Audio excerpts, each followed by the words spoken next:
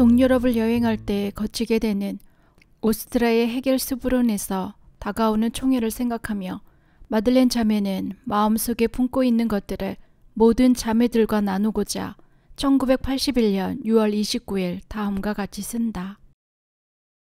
나의 첫 마디는 희망의 말입니다.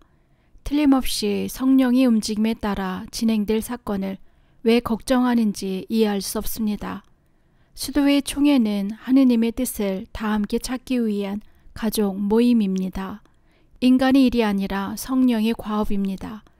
우애에 대한 하느님의 계획이 이루어지도록 성령께서 총회 대의원들을 이끌어 주실 것입니다.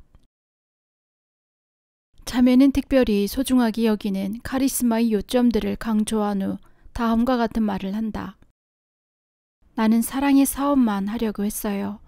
그리고 지금 이 사랑의 사업을 계속해야 할 사람은 내 뒤를 이어 이 길로 투신한 자매들 각자입니다. 또한 이 사업은 우리에게 속한 것이 아니라 교회의 사업임을 잠시도 잊지 마십시오. 제5차 총회에서 이탈리아 국적의 깔라 자매가 안니 자매 뒤를 이어 책임자로 선출된다. 1981년 12월 6일 마들렌 자매는 40여 년 전부터 알고 지내는 친구 예수의 드빌라 신부에게 답장을 보낸다. 보내주신 편지 감사합니다. 신부님도 잘 알다시피 내 안에서 모든 일을 이루시는 분은 주님이십니다. 내 안에는 두 모습의 내가 있기에 많은 기도가 필요합니다. 주님께서 지탱해 주시는 나와 더 이상 버틸 수 없으니 하늘나라로 가게 해주시든지 아니면 지상에서 그분 곁에 있을 수 있는 은둔소를 달라고 떼쓰는 나라는 존재입니다. 그런데 주님께서 들은 척도 안 하셔요. 그러는 사이 성탄이 가까워지고 1981년 12월 8일 편지에서 마들렌 자매는 다시 한번 기쁨과 희망으로 모든 자매들을 초대한다. 이번 성탄 축일은 우리 모두가 하느님을 바라는 가난한 영혼으로 구유 주위에 모이기 바랍니다. 자신이 변화되도록 내어 맡기며 신뢰하는 어린아이 영혼 같은 눈길로 예수님을 바라보는 성탄이 되기를 빕니다. 자매들은 세상이 그토록 필요로 하는 기쁨과 희망을 작은 아기이신 그분에게서 찾을 것입니다. 성탄 시기 동안 기쁨과 희망이 큰 강물이 우리의 슬픔이나 우둔함을 모두 휩쓸어 가도록 해야 합니다. 마치 사마귀 와디가 지나는 곳에 모든 것을 휩쓸어 가고 난 후 기름지고 비옥한 땅이 되게 하듯이, 하지만 이런 기쁨과 희망을 어쩌면 많은 자매들이 느끼지 못할 수도 있어요. 낙심하지 말고 주님께 그분의 사랑을 믿는 은혜를 간청하십시오. 그리고 베들레헴의 동정녀에게 도움을 청하세요. 믿는 이에게는 불가능이 없어요. 사랑하는 이에게는 불가능이 없어요. 샤를르 형제가 말했듯이 예수님은 불가능의 주인이십니다. 바로 이러한 확신 위에 우애의 온 역사가 세워졌습니다.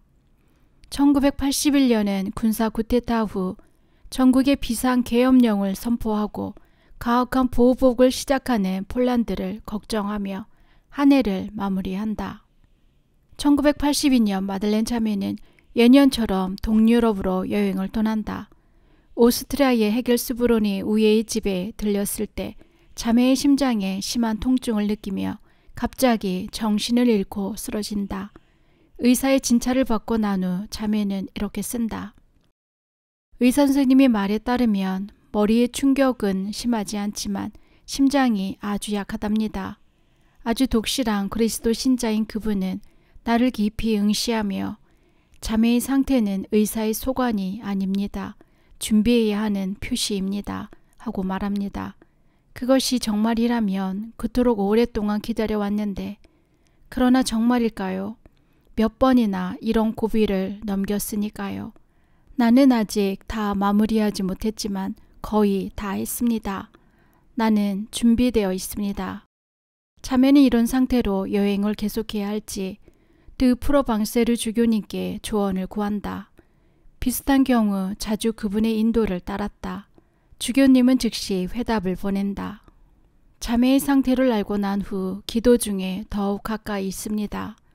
나는 자매의 상태가 심각함을 느끼지만 주님의 분명한 지시가 없는 한 처음 예정한 대로 여행을 계속해야 한다고 생각합니다. 인간적으로 경솔한 행동이지만 주님께서 다른 것을 원하시면 표징을 주실 것입니다. 마들렌 자매는 몇 주 후에 출발한다. 그날 일기에 이렇게 적는다. 정말 큰 신앙이 필요합니다. 그런데 내 신앙이 더 강한지 아니면 내 주위에 있는 자매들의 신앙이 더 강한지 모르겠어요. 아연 실색한 눈길들이 나와 마주치면 태어난 척 하려고 애를 씁니다. 다른 애보다 여행 속도는 느렸지만 어떻게든 러시아에 다다른다. 마들렌 자매는 내 생애의 새로운 시기를 받아들여야 합니다. 라고 여행기에 써놓는다. 그런 약한 상태에서 작은 정교회 성당에 머물 때 일이다. 날따라 몸이 좋지 않았던 마들렌 자매는 자매들이 전례에 참석하는 동안 에뚜랑필랑 안에 누워 있었다. 마들렌 자매의 좋은 친구가 된 정교회의 클라우디아 수녀님이 자매를 극진히 보살펴준다. 마들렌 자매는 이렇게 말한다.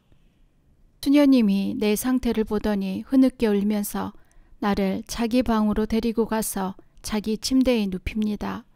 그리고 우리가 오래전부터 알고 지내는 메트로 신부님을 모시게 하여 우선 고백 성사부터 받게 하고 그 다음 성체를 모시게 합니다. 정교회 성당에 인접한 수녀원에서 모시는 성체는 참으로 감동적입니다. 신부님은 내가 이렇게 기진맥진한 상태에도 불구하고 와준 것에 감사하며 이렇게 덧붙입니다. 자매는 작은 자매들 사이에서 오래 살아야만 합니다. 그러나 마들렌 자매는 자신이 점점 쇠진해 가고 있음을 누구보다도 잘 느낀다. 드빌라 신부에게 이렇게 쓴다. 천국으로 떠날 준비를 합니다. 이제 우리 네 사람은 천국의 길로 들어섭니다. 드 프로방세르 주교님, 멜시에 주교님, 바욤 신부님, 그리고 나. 우리 각자는 나이도 많고 건강도 좋지 않습니다. 누가 제일 먼저 떠날까요? 저는 모든 것을 정리하고 끝내려 서두르고 있습니다. 천국은 얼마나 아름다울까요? 마들렌 자매는 성탄 편지에 초창기 글들을 인용하여 우애에 아기 예수가 어떤 존재인지 상기시킨다. 또한 폭력이 더욱 기승을 부리는 세상에 이 성탄 메시지의 힘과 현실성을 다시 한번 언급한다. 몇 달 전 일기에 이렇게 써놓았다. 레바논의 샤브라와 샤틸라라는 두 곳의 팔레스타인 난민촌에서 수백 명이 학살되었다는 참혹한 소식으로 하루가 갑니다. 3일 전부터 학살이 자행되고 있었는데도 아무도 막지 않았어요. 1982년 성탄 전야제에 마들렌 자매는 이렇게 쓴다. 성탄의 신비는 기쁨의 신비만이 아니라 고통의 신비이기도 합니다. 구유 뒤에는 십자가가 드러나 보이기 때문입니다. 피난길에 나선 오늘의 많은 엄마들처럼 성모님 역시 사랑으로 사람들 가운데 강생하신 그분을 낳으실 때 여간방에 자리를 구하지 못했습니다. 사람들은 그분을 맞아들이지 않았습니다. 태어난 지 얼마 되지 않아 그분도 오늘날 많은 나라의 가난한 어린아이들처럼 학살을 피해 피난해야만 했습니다. 신뢰와 온유 자체인 그분도 태어나면서부터 권력을 가진 자들에게 증오의 대상이 되었습니다. 그분은 베들레헴 어린아이들의 학살을 모면했습니다. 먼저 그분은 33년 동안 아버지의 사랑을 증거하고 기적을 행하고 진리를 가르치며 자신의 신성을 분명하게 드러내 보여야 했으니까요. 또 순환의 모욕과 고통을 당하신 후 십자가에 돌아가셔야 했고 그분의 부활이 모든 사람들에게 희망의 근거가 되어야 했으니까요. 자매들의 경당에 구유의 아기 예수님을 늘 모셔두기를 바랍니다. 하느님의 애정의 증표로 온유와 희망, 평화의 모델로 매일매일 자매들 눈앞에 머무르시도록 하십시오. 이것은 많은 나라가 극도의 공포와 두려움에 짓눌려 있는 우리 시대의 희망의 메시지입니다. 이 메시지를 세상 끝에서 끝까지 전해야 할 사명이 자매들에게 있습니다. 인터뷰를 잘 응하지 않는 마들렌 자매가 1983년에는 여러 잡지의 인터뷰에 응했다. 자매는 교회의 많은 사건들과 관련되어 있습니다. 자매에게 가장 인상적인 것과 기억에 남는 것은 어떤 것입니까? 자매는 이렇게 대답한다. 가장 강하게 남은 것은 결국은 진리와 사랑이 승리할 것이므로 한계와 편협함에도 불구하고 늘 희망을 간직해야만 한다는 것입니다. 곧 85세가 되는 나는 레오 13세 교황님을 시작으로 요한 바오로 2세에 이르는 9분의 교황님을 통해 교회의 큰 변화들을 보았습니다. 그분들은 하나같이 동시대 사람들과 함께하는 교회가 되기를 열망하셨고 인간의 존엄성을 중시하셨습니다. 오늘날 교회는 가난한 이들에게 더욱 가까이 다가섰고 더욱더 약자들의 목소리가 되어줍니다. 교회나 자매의 앞날을 어떻게 봅니까? 라는 또 다른 질문에 자매는 이렇게 대답한다. 나 자신에 관해서는 아직 남아있는 일들을 마무리 지은 후 한시라도 빨리 하늘나라로 떠나는 것이지요. 교회의 앞날에 대해서라기보다 교회에 바라는 것이지만 많은 이들의 바람이기도 합니다. 모든 이의 교회로 머물면서 갈수록 가난한 이들의 교회, 그리스도께서 우선적으로 사랑하셨던 이들의 교회가 되었으면 하는 바람입니다. 교회의 목자들이 위험을 무릅쓰고 멸시당하고 억압받는 이들의 편이 되기를 바랍니다. 가난한 이들의 교회가 되려면 더 이상 궁궐 같은 주교관을 건축하거나 사치스러운 가재 도구로 장식하지 말아야지요. 그리고 교회 안에서 직책이란 섬김의 역할임을 제대로 표현하기 위해 점차적으로 공경화월, 존귀하신 등과 같은 존칭부터 사용하지 않아야 합니다. 다른 교회의 문을 활짝 열고 그리스도처럼 불신자, 박해자까지도 맞아들이며 모든 죄인들에게 자비로운 교회가 되기를 바랍니다. 얼마 전부터 드 프로방세르 주교님의 건강 상태가 걱정스럽다. 심장 장애로 활동을 자제해야 하지만 주교님은 여전히 우애의 삶을 지켜보시며 특별히 마르크스 체제의 나라들에서 조심스럽게 확장되는 자매들 집에 관심을 기울인다. 1984년 4월 마들렌 자매는 샤를르 형제의 정신을 따르는 영적 가족의 모임에 참석하러 티베로 간다. 드 프로방스르 주교님과 긴 나눔을 가질 수 있는 기회이기도 하다. 5월 8일 식사 후 주교님과 헤어지면서 이것이 작별 인사가 되리라고는 상상도 못한다. 1984년 6월 2일 자매는 이렇게 쓴다. 결코 잊을 수 없는 고통과 번민의 하루였습니다. 티베에서 트레퐁탄으로 전화가 끊이질 않습니다. 미사 끝에 심각한 증세를 보이신 주교님의 상태가 계속 악화되고 있다는 소식을 시시각각으로 전해주고 있습니다. 마지막임을 깨달으신 주교님께서는 X의 병원으로 이송되기 전에 자매들에게 작별 인사를 하셨습니다. 병원에 가시자마자 상태가 악화되었고 오후 늦게 우리 곁을 떠나셨습니다. 선종 소식이 전해지자 잔느 자매와 나는 주교님을 다시 한번 뵈러 X로 떠나려 했습니다. 그러나 지금 그분께서는 계시지 않으니 나는 트레퐁탄에서 남아있기로 했습니다. 어떻든 나는 대성당에서 거행되는 장례식에 참석할 힘도 없을 테니까요. 며칠 후 거행된 장례식에서 바이옴 신부님은 주교님에 대하여 감동적으로 상기시킨다. 우리가 드 프로방스르 주교님께 받은 은혜는 하느님께서만 아십니다. 마음속 깊이 숨겨진 비밀입니다. 그분께서 계시지 않았더라면 오늘의 우리의 집들도 없다고 말할 수 있습니다. 그분은 대부분의 우리의 집들을 교회의 삶 안에 태어나게 하신 주교님이십니다. 마들렌 자매는 충격이 너무 커서 6월 20일에 되어서야 겨우 자매들에게 편지를 쓴다. 38년 전부터 드 프로방세르 주교님은 솔직하면서도 큰 애정으로 나를 대해주신 아주 각별한 분입니다.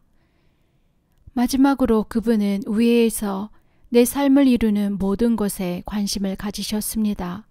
나의 실망과 어려움, 또한 나의 기쁨까지 나는 그분께 우회에 관한 나의 모든 중요한 편지와 계획과 바람들을 맡겨드렸고 그분은 넓은 이해심과 인자한 마음으로 다 들어주셨습니다. 그래서 그분이 떠난 빈 자리가 더욱 큽니다. 하지만 그분은 하늘에서도 나를 버려두지 않으시리라 확신합니다. 1946년 그분이 엑스에 도착하신 이래 우회의 어떤 분이었는지 아무도 상상할 수 없어요. 그분은 우회를 여린 묘목처럼 보호하셨어요.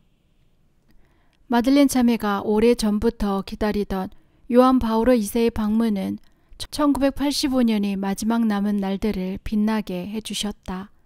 12월 22일 저녁나절 도착하신 요한 바오로 2세는 먼저 성당에서 잠시 기도하신 후 마들렌 자매의 사무실로 가서 자매와 깔라 자매를 만난다. 그 다음 모든 작은 자매들에게 특별히 다음과 같은 말씀을 한다. 자매들은 침묵으로 증거를 보여주고자 합니다. 자매들은 예수 그리스도 하느님의 작으심과 위대하심을 증거하고자 합니다. 이는 자매들의 성소, 자매들의 정체성의 메시지입니다. 때때로 나는 자매들은 왜 늘 잠자코 있을까? 왜 말을 하지 않을까? 하고 의아하게 생각했습니다. 그런데 점점 더 그렇게 해야 한다는 생각이 듭니다. 교회의 다양하고 풍요한 성소 중에서 아주 예외적인 이 성소가 꼭 필요합니다. 인간이 어떤 말로도 표현할 수 없는 하느님의 실제와 진리를 입증하기 위hen 현존의 성소, 현존의 사도직이 있어야 합니다. 오직 하나의 말씀만 있습니다. 인간의 말들을 절대적으로 초월하는 실제로서 말씀하신 아드님이십니다. 그래서 말없이 그 말씀을 표현하는 것이 바람직한 길입니다. 말없이 침묵 중에 관상으로, 경배로, 사랑으로 그 말씀을 보여주는 것입니다. 이런 말로써 나는 자매들의 책임자가 부탁한 대로 교회 안에서 자매들의 성소를 확인합니다. 나는 이 성소를 교회 안에서 되찾기를 바라며 참되고 현대사회에 꼭 필요한 성소임을 자매들에게 다시 말합니다. 12월 1일자로 쓴 성탄 편지에서 마들렌 자매는 누구도 소외시키지 않는 사랑의 필요성을 다시 한번 상기시킨다. 세상의 모든 존재, 모든 인종과 대륙, 사회의 모든 계층과 종교에 대한 무한한 사랑, 또한 악의 세력에 사로잡혀 다른 사람을 학대하고 박해하는 이들에 대해서조차 무한한 사랑을 지녀야 합니다. 그 사람들이 사랑받지 못하면 그 세력에서 결코 벗어날 수 없기 때문입니다. 만인이 형제가 되고자 했던 예수의 샤를르 형제는 자기가 창설하려 했던 작은 자매들에게 이 사랑을 기대했습니다. 작은 자매들은 겉모습에 가려 보이지 않는 지극히 거룩하신 존재를 모든 인간 안에서 보아야 할 것입니다. 바로 그 안에 예수님께서 살아계십니다. 만약에 자매들의 마음이 구체적이고 생기 있는 주님의 사랑으로 가득 차 있으면 주변 사람들을 행복하게 하는 일이 그리 어렵지 않겠지요. 그러기 위해서는 사람이 대신 예수님을 바라보아야 합니다. 자매는 자신에게 소중한 주제인 고통 속에서도 기쁨을 간직하라는 말로 편지를 마무리한다. 성탄이 기쁨의 날이 되기를 바랍니다. 사랑하는 사람을 잃은 자매들에게는 가혹하게 들리겠지요. 가족이 분열되고 폭력이 지배하고 있는 나라에서도 기쁨이라는 말이 가혹하게 들리겠지요. 아픈 자매들, 중병으로 고통받는 자매들이 사는 우리의 집에도 이 기쁨은 힘들지요. 떠나가는 자매나 남아있는 자매에게나 천상의 기쁨이 늘 느껴지는 것이 아니니까요. 우리 각자와 우리가 살고 있는 어느 우리의 집에서도 힘든 기쁨입니다. 왜냐하면 우리는 서로 연대의식으로 일치되어 있고 세상의 고통을 함께 지고 가야만 하기 때문입니다. 하지만 성탄의 기쁨이 고통스러운 기쁨이라 해도 갓난 아기의 미소는 적어도 우리 마음에 평온과 위로를 줄 것입니다. 하물며 이 갓난 아기가 우리 중에 하나가 되신 하느님이시며 우리의 모든 고통을 짊어지고 끝까지 우리와 함께 길을 가시기에 그분의 무한한 사랑에 우리는 희망을 걸 수 있습니다. 1986년 초 마들렌 자매는 다시 몇몇 잡지사와 인터뷰에 응한다. 제2차 바티칸 공의회 후 교회는 타 종교와 대화를 시작했습니다. 이런 대화에 대한 자매의 경험은 어떤 것인지요? 라는 질문이 있었다. 자매의 대답은 이러했다. 우리는 창설 초기부터 타 종교와 대화하면서 살았습니다. 우리의 초기 몇 년간 나는 토그루트의 무슬림들 가운데 혼자 살았고 그들의 신뢰와 지지에 힘입어 그들과 함께 우애의 집을 세웠습니다. 그때부터 북아프리카와 중동에서 우리 우애는 무슬림과 함께 살고 있습니다. 이스라엘의 유대인들이나 다른 종교와도 마찬가지입니다. 우리는 대화만이 아니라 관계 안에서 존경과 우정을 맺으며 사는 일상의 삶을 살고 있습니다. 정교회나 개신교회도 우리들의 절친한 친구들이 있습니다. 우애 속에서 함께 공동생활을 하는 루터교회나 개혁교회의 젊은이들이 있습니다. 물론 우리는 각자의 신앙을 존중합니다. 아마 전적인 존중과 깊은 우정 안에서만 일치를 생각할 수 있을 것입니다.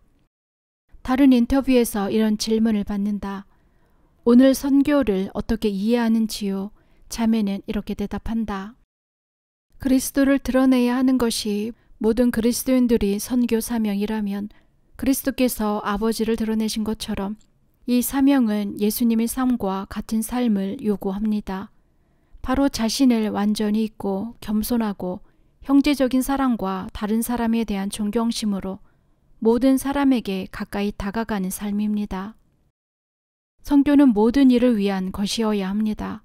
그 어떤 우월감이나 가르치려는 태도가 아닌 각 사람 안에서 그리스도의 피로 구원되어 그분의 사랑스러운 눈길을 받는 형제를 발견하는 데서 비롯되는 것이어야 합니다. 다른 문화 안에서의 선교라면 제일 먼저 해야 할 일은 그 문화를 존중하며 진리의 빛으로 이해하려 노력하고 그 문화 안에서 각 사람에 대한 하느님의 계획이 무엇인지 발견하는 일입니다. 그런 후에 그곳의 풍습과 문명, 종교들을 존중하면서 주님의 사랑을 드러내는 일이 가능할 것입니다. 그래서 선교에 헌신하는 사람들은 자기 문화와 사고 방식을 고집하지 않도록 조심해야 하고 오히려 자기를 다 버리고 모두에게 열려 있도록 노력해야 합니다. 1986년 여름 오른팔에 골절상을 입은 마들렌 자매는 동유럽 여행을 중단해야 한다. 트레퐁탄으로 돌아온 자매는 폐렴에 걸려 더욱 쇠약해진다. 상태가 악화되는 것을 느낀 자매는 10월 3일 바이옴 신부님에게 병자 성사를 받는다. 그 다음 날 열흘 전부터 자매들과 함께 살아온 스위스의 개신교 자매가 위의 회의 회원이 되는 서약식이 있다. 자매의 여정을 동반하셨던 목사님께서 주례를 하시고 바이옴 신부님이 옆에서 보자 한다. 마들렌 자매는 예절이 끝날 때까지 자신의 상태를 무릅쓰고 참석한다. 마들렌 자매는 이렇게 적는다. 감동의 순간입니다. 우리 모두는 일치를 위한 특별한 순간을 살고 있음을 강하게 느낍니다. 예수님께서 일치를 위해 기도하셨고 그 일치는 오늘 여기에 모인 우리 모두를 통해 드러납니다. 참으로 역사적인 날입니다. 같은 해 태제의 로제 형제가 마들렌 자매에게 이렇게 쓴다. 사고 자매는 정말 쇠약해졌군요. 이곳 태제의 모든 형제들이 자매를 얼마나 사랑하고 존경하는지 잘 알지요. 나는 주 그리스도 안에서 깊은 일치를 느끼는 자매에 대해 자주 얘기합니다. 1948년 자매가 태제의 언덕을 찾아왔을 때부터 우리는 자매의 모든 일에 관심을 가졌고 이해했습니다. 작은 자매들의 성소는 자매가 생각하는 것보다 훨씬 더 소중합니다. 우리에게 깊은 영향을 끼쳤습니다. 나 역시 자매와 함께 기도하고 자매가 있다는 사실만으로도 성령께 감사와 찬미를 드립니다.